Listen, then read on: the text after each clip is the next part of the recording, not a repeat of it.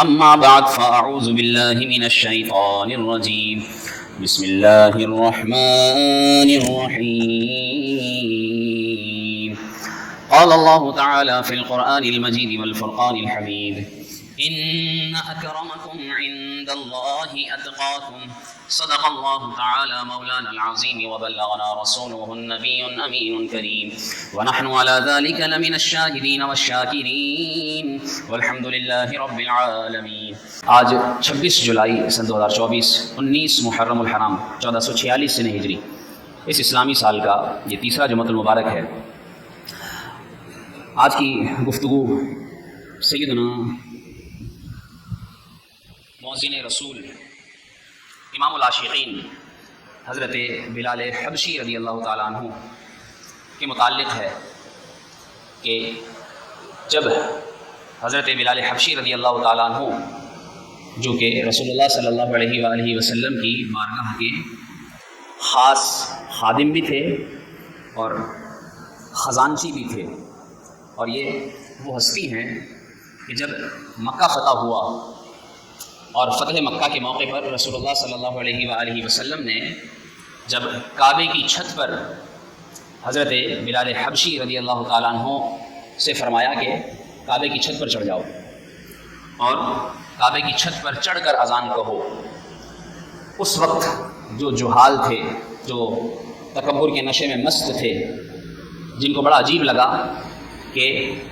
عرب و عجم کے مرکز یعنی کعبے پر ایک اجمی کو اتنا اعزاز دیا گیا ہے کہ انہیں کعبے کی چھت پر چڑھا دیا گیا، اور جب انہوں نے دیکھا ان بلند نسب والے عربیوں نے کہ ایک حبشی کو اتنی عزت دی جا رہی ہے، جب انہوں نے دیکھا کہ حسینوں کے جھرمٹ میں ایک سیاہ فام غلام کو ترجیح دی گئی ہے، تو پھر اس مجمع میں جتنے لوگ حاضر تھے ان میں سے عتاب بن اسید نے کہا الحمدللہ الذی قبض ابی حتی لا یری ھذا الیوم۔ جب اس سے برداشت نہ ہوئی حضرت بلال حبشی کی یہ عزت، ان کی یہ تکریم، تو اس نے کہا کہ شکر ہے میرا باپ یہ دن دیکھنے سے پہلے ہی مر گیا، یعنی اس سے ہضم نہیں ہوئی یہ عزت۔ اور اتنے میں ابو سفیان جو اس فتح مکہ کے موقع پر ایمان لائے، ابو سفیان ابھی حالت کفر میں ہیں، لیکن دیکھیے عقیدہ کہ وہ حضرت بلال حبشی رضی اللہ تعالیٰ عنہ کے بارے میں کہے جانے والی باتوں کو سن رہے ہیں، اور پھر خود کیا کہہ رہے ہیں؟ کہتے ہیں انی لا اقول شیئا اخاف ان یخبر به رب السماء۔ کہتے ہیں میں ان کے بارے میں کوئی بات نہیں کہوں گا کیونکہ مجھے پتا ہے یہ رسول جو مکہ فتح کرنے آئے ہوئے ہیں، میں نے کچھ الٹی بات کہی اور آسمانوں کا رب تعالیٰ انہیں وہی بھیج کر خبر دے دے گا، انہیں پتہ چل جائے گا کہ میں نے کیا کہا ہے۔ اتنے میں یہ ابو سفیان نے ادھر کہا، رسول اللہ صلی اللہ علیہ وآلہ وسلم پر حضرت جبریل علیہ السلام نازل ہو گئے اور آ کر ساری باتیں بتا دی جو ان کے بارے میں کی جا رہی تھی۔ آپ صلی اللہ علیہ وسلم نے سب کو بلا لیا اور فرمایا قد علمت الذی قلتم، جو تم نے کہا ہے میرے رب نے مجھے سب بتا دیا ہے،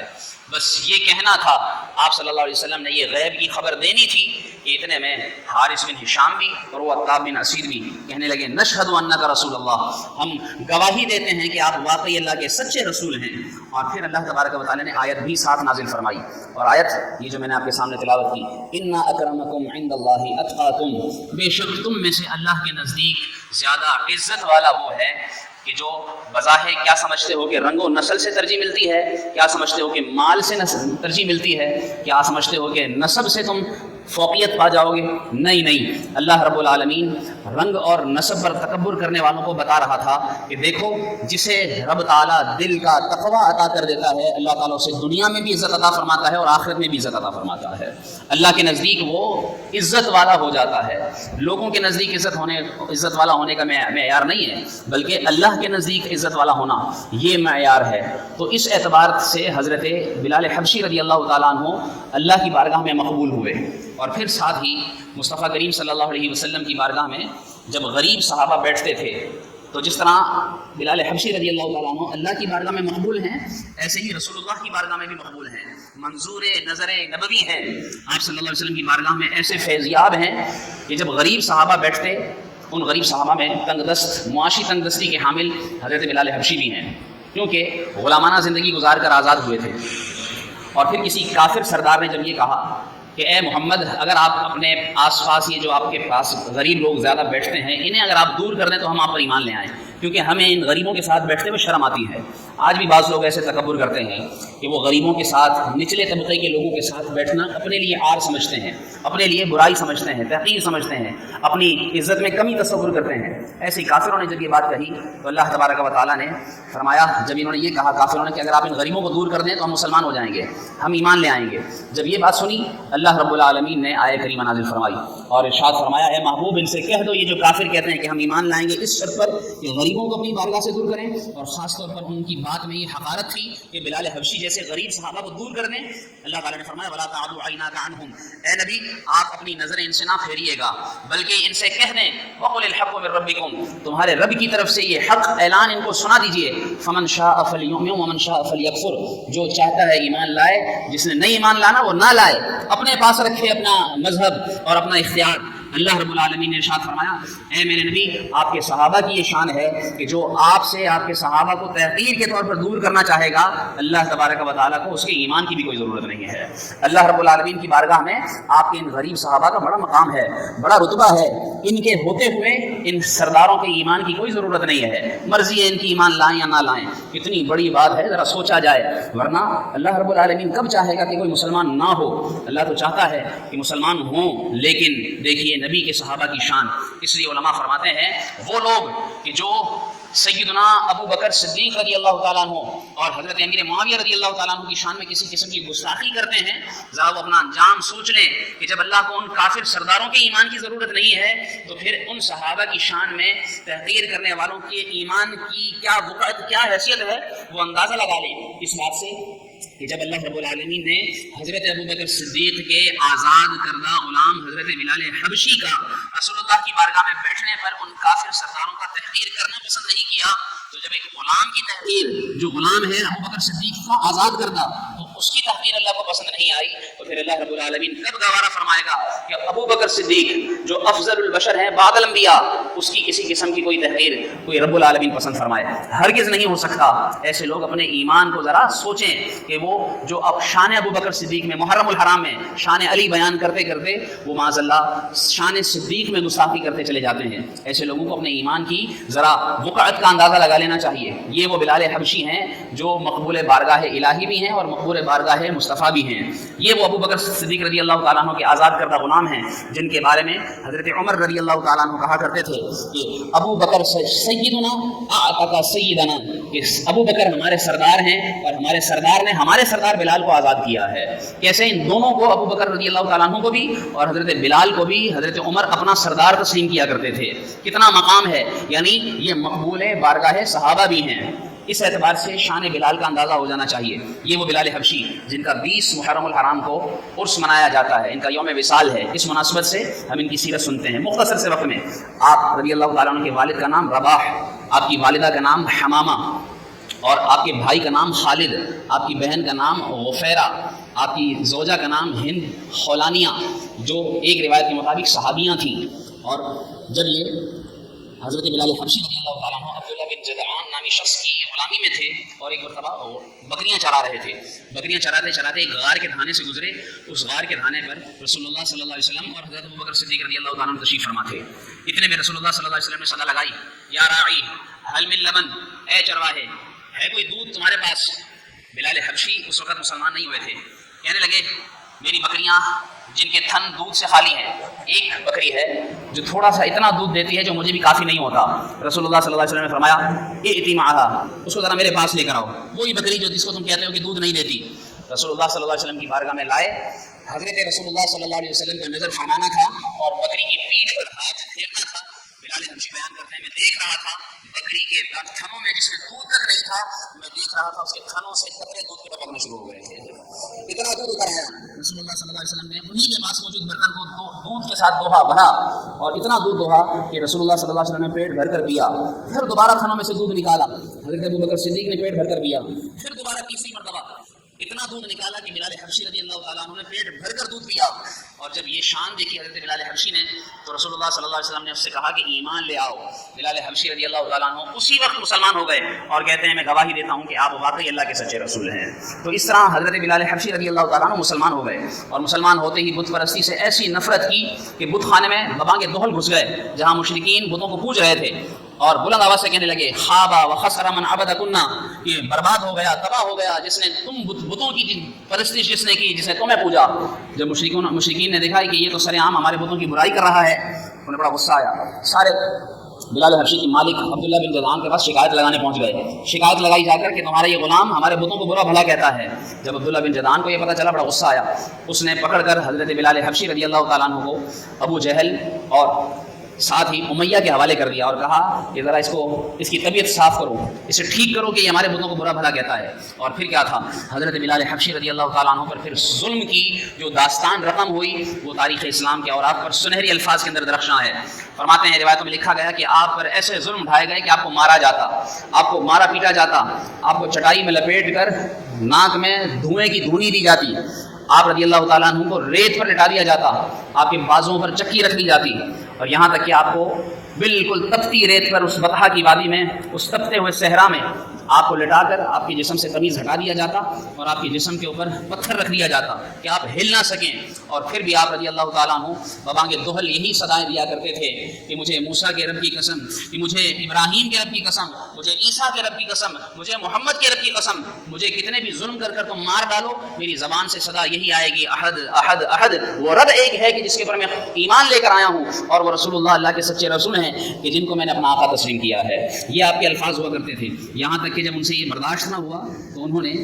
انگارے دہکائے، کوئلے گرم کیے، اور ان کوئلوں کے اوپر جب وہ تپ کر سرخ ہو گئے اس پر حضرت بلال حبشی رضی اللہ تعالیٰ عنہ کو ننگے بدن لٹا دیا گیا۔ یہ داستان حضرت بلال حبشی روتے روتے حضرت ابوبکر صدیق رضی اللہ تعالیٰ عنہ کو سنا رہے ہیں، اور آنکھوں سے آنسو جاری ہیں، اور آنسوؤں کے ساتھ کہہ رہے ہیں کہ جب وہ کوئلے، تپتے کوئلے جن پر مجھے لٹایا گیا اور میرے سینے کے اوپر پتھر رکھا گیا، تو فرماتے ہیں ان تپتے ہوئے کوئلوں پر جب مجھے لٹایا گیا تو فرماتے ہیں میرے جسم کی چربی پگھلی تھی، اور پگھل کر پھر وہ سرخ جو کوئلے تھے وہ ٹھنڈے ہوئے تھے۔ ذرا سوچئے تو صحیح کتنا ظلم اٹھایا انہوں نے، کتنی تکلیفیں اٹھائی ہیں۔ ہم نے آج تک اتنی کوئی تکلیف دیکھی ہے؟ ہم تصور بھی نہیں کر سکتے اتنی تکلیف کا جتنی تکلیفیں ان بلال حبشی رضی اللہ تعالیٰ عنہ نے اکیلے برداشت کی ہیں۔ ذرا سوچئے، تصور کیجئے اتنی گرمی، ابھی جو گرمی گزری ہے جس سے ہم گزرے ہیں، کس طرح ہمارا حال ہوا، لوگ تڑپ گئے، بلک گئے، ابل گئے، کس طرح حال ہوا، اور اس عرب کی مشہور گرمی کے اندر اور تپتے کوئلوں کے اوپر جب بلال حبشی کو لٹایا جاتا ہے تو آپ رضی اللہ تعالیٰ روتے روتے بتاتے ہیں کہ میرے جسم کی چربی پگھلی تب وہ کوئلے ٹھنڈے ہوئے، اور وہ نشان انہوں نے دکھائے ابوبکر صدیق کو پیٹھ سے کپڑا ہٹا کر کہا دیکھیے، حضرت ابوبکر صدیق نے ان کے ان نشانوں کے اوپر چوم لیا اور کہا کہ بلال یہ تو میری خوش نصیبی ہے کہ اللہ نے مجھے اتنا مال عطا فرمایا، کہ اللہ نے مجھے یہ سعادت بخشی کہ میں نے اپنے مال سے تمہیں آزاد کروایا ہے۔ حضرت بلال حبشی نے جب یہ ظلم دیکھے تھے، فرماتے ہیں ابوبکر صدیق رضی اللہ تعالیٰ عنہ پاس سے گزرے اور کہا کہ امیہ کیا کرتے ہو، اس غلام پر تمہیں رحم نہیں آتا، تم خدا سے نہیں ڈرتے؟ تو وہ کہنے لگے کہ ابوبکر تمہیں اتنا ہی رحم آتا ہے تو خرید لو نا اس کو۔ حضرت ابوبکر صدیق فرماتے ہیں بتاؤ کیا لگاؤ گے قیمت، کتنا پیسہ لوگے؟ کہنے لگے تم کیا دو گے؟ کہنے لگے میرے پاس اس سے زیادہ خوبصورت غلام ہے، اس سے زیادہ توانا غلام ہے، وہ لے لو، اور اوپر جو تم مانگو میں سونا دینے کو تیار ہوں۔ کہتے ہیں کہ ابوبکر صدیق نے خود سے قیمت لگائی 5 اوقیہ سونا، جو اس دور کے حساب سے 32 تولہ سونا بنتا ہے، سونے کی قیمت کے بدلے آفر کی، اور اس نے فوراً جب غلام آتا دیکھا، بدلے میں سونا ملتا دیکھا، بیچ دیا۔ ابوبکر صدیق نے حضرت بلال حبشی کو خرید لیا اور خرید کر کہا میں نے اللہ کی رضا کے لیے بلال تمہیں آزاد کر دیا ہے۔ خریدتے ہی آزاد کر دیتے ہیں، یعنی غلام کو خریدنا اس دور میں ایسا تھا جیسے اللہ کے راہ میں پیسہ خرچ کرنا، اس طرح تھا۔ اس طرح آپ نے اس وقت گویا 32 تولہ سونا اللہ کے راہ میں خیرات کر دیا، یوں آزاد کر دیا غلام کو۔ اور پھر جب حضرت ابوبکر صدیق رضی اللہ تعالیٰ نے آزاد کر دیا اور یہ ان کے آقا بن گئے، اور حضرت بلال حبشی نے ایک بار حضرت ابوبکر صدیق رضی اللہ تعالیٰ عنہ کو سر پر پانی کا مٹکا، سر پر پانی اٹھا کر لاتے ہوئے دیکھا تو کہتے ہیں کہ اے میرے سردار لائیں مجھے دینا، میں اٹھاتا ہوں۔ تو اس وقت ابوبکر صدیق رضی اللہ تعالیٰ عنہ پانی کا مٹکا سر سے نیچے رکھتے ہیں اور بلال حبشی کو یوں کان سے پکڑ کر اپنے ماتھے کے ساتھ ماتھا جوڑ کر ٹکر مارتے ہیں اور کہتے ہیں آج کے بعد مجھے سردار نہ کہنا، میں نے تمہیں اللہ کی رضا کے لیے آزاد کیا ہوا ہے، تم میرے غلام نہیں ہو، تم اللہ کے بندے ہو، تم اسی طرح صحابی ہو جس طرح میں رسول اللہ کا صحابی ہوں۔ یہ حضرت ابوبکر صدیق نے ان سے کہا، اور پھر یہ وہ حضرت ابوبکر صدیق رضی اللہ تعالیٰ عنہ کے آزاد کردہ غلام ہیں جو سب سے پہلے اسلام ظاہر کرنے والے ہیں، انہوں نے سب سے پہلے اپنے اسلام کا اعلان کیا۔ علماء لکھتے ہیں کہ 7 لوگوں نے سب سے پہلے اپنے اسلام کا اظہار کیا، جن میں سے ایک حضرت بلال حبشی رضی اللہ تعالیٰ عنہ بھی ہیں، اور 3 وہ ہیں جنہیں رسول اللہ صلی اللہ علیہ وسلم نے فرمایا اشتاقت الجنت علی ثلاثۃ، 3 لوگوں کی جنت مشتاق ہے، یعنی اور لوگ جنت چاہتے ہیں لیکن جنت چاہتی ہے کہ یہ مجھ میں آئیں، اور وہ فرمایا 3 لوگ کون ہیں، ایک علی ہے، ایک عمار ہے، اور وہ تیسرا بلال حبشی رضی اللہ تعالیٰ عنہ ہے، کہ جنت چاہتی ہے کہ یہ مجھ میں آئیں۔ رسول اللہ صلی اللہ علیہ وسلم نے جب ان کو آزاد کروایا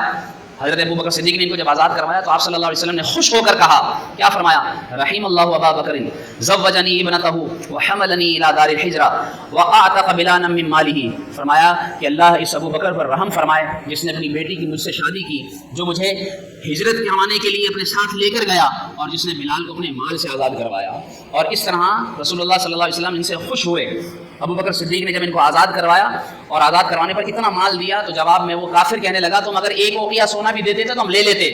لیکن ابو بکر صدیق نے جواب میں فرمایا تم کیا جانو اس غلام کی شان کیا ہے، اس کا مقام کیا ہے؟ تم ایک اوقیہ کی بات کرتے ہو، تم 100 اوقیہ سونا مانگتے تو میں تمہیں 100 اوقیہ سونا بھی دے دیتا، لیکن اس غلام کو آزاد کرواتا. اللہ نے اسے یہ مقام، یہ شان عطا فرمائی ہے. علماء لکھتے ہیں کہ یہ خادم خاص تھے رسول اللہ کی بارگاہ کے، خزانچی تھے اور پہلے اور مشہور ترین مؤذن تھے. جب ہجرت ہو گئی اور ہجرت کے بعد جب اذان مشروع ہوئی، مشورے لیے گئے کہ جماعت کا اعلان کروانے کے لیے کیا کیا جائے. کسی نے مشورہ دیا کہ باجا بجایا جائے. آپ صلی اللہ علیہ وسلم نے ارشاد فرمایا نہیں یہ یہودیوں کا طریقہ ہے. کسی نے مشورہ دیا کہ ناقوس بجایا جائے. آپ صلی اللہ علیہ وسلم نے ارشاد فرمایا نہیں یہ نصرانیوں کا طریقہ ہے. فرمایا مشاورت ہوئی. اگلے دن رسول اللہ کی بارگاہ میں حضرت عمر آئے اور بارگاہ الہی رسول اللہ میں عرض کی یا رسول اللہ نے مجھے خواب میں کسی فرشتے کے ذریعے اذان سکھا دی ہے. تو آپ صلی اللہ علیہ وسلم نے یہ نہیں فرمایا کہ عمر اب تم اذان کہو، بلکہ فرمایا بلال کو اذان سکھاؤ، بلال اذان کہا کرے گا. تو بلال حبشی رضی اللہ تعالیٰ عنہ نے پھر اذان کہنا شروع کی. اور یہ جو مشہور ہے کہ ان کی زبان میں لکنت تھی یا جو آپ نے اذان نہیں دی تو فجر نہیں ہوئی، یہ روایتیں غلط ہیں.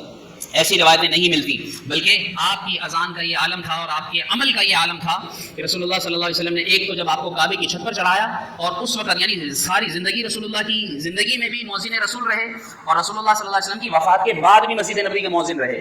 حضرت ابو بکر صدیق کے دور میں. اور پھر اس کے بعد جب حضرت عمر کا دور آیا تھا رسول اللہ صلی اللہ علیہ وسلم کی ہجرت، آپ کا فراق، آپ کا ہجرت آپ سے برداشت نہیں ہوتا تھا. اس وجہ سے آپ جہاد کے شوق میں شام ہجرت کر گئے تھے، ملک شام چلے گئے تھے. لیکن جب وہاں سے پھر ایک مرتبہ رسول اللہ صلی اللہ علیہ وسلم کی بارگاہ میں اس طرح حاضر ہوئے کہ خواب میں زیارت رسول ہوئی. رسول اللہ صلی اللہ علیہ وسلم نے ارشاد فرمایا اما آنا ما هذه الجفوة یا بلال، اے بلال یہ بے رخی کیسی ہے؟ اما آنا لک ان تزورنی، کیا بلال تمہارا مجھ سے ملنے کو دل نہیں کرتا؟ بس یہ خواب میں دیکھا اور چلے آئے رسول اللہ کی بارگاہ میں. آئے روضہ رسول پر حاضر ہوئے، خوب بلک بلک کر روئے اور رو کر جب حضور صلی اللہ علیہ وسلم کی بارگاہ میں حاضری مکمل کی تو اتنے میں حضرت امام حسن حسین بھی آپ کے پاس آئے اور پھر ان کے کہنے پر آپ نے اذان بلند کی. وہی اذان جو دور رسول میں کہا کرتے تھے. یہ اذان کہنا تھا، کتابوں میں لکھا ہے کہ عورتیں تک بے قرار ہو کر گھروں سے باہر آ گئیں اور آپ کے اذان کہنے پر سب وہ سما بن گیا جو دور رسول میں ہوا کرتا تھا. اس طرح آپ نے اذان کہی اور اشہد ان محمد رسول اللہ جب کہا تو پہلے تو